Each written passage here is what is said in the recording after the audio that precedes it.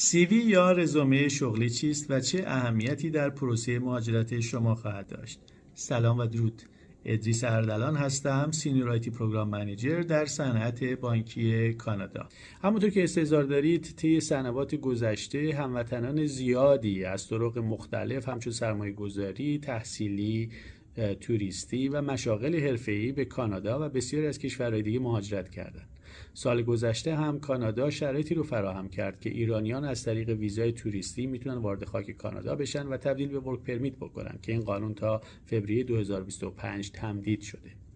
اون چی که حائز اهمیت هست اینه که چجوری بتونید شما رزومه و سی ویتون رو متناسب با مارکت کانادا آپدیت بکنید تا بتونید با مشاغلی که در NOC کانادا هست اپلای بکنید و بتونید جاب رو بگیرید، چون اون هست که میتونه شما رو به پروسه PR نزدیکتر بکنه.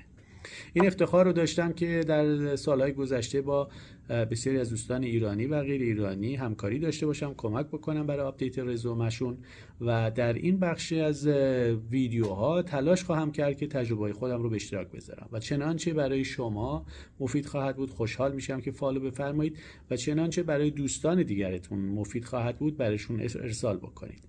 خیلی ممنون، سپاسگزار و روزتون خوش.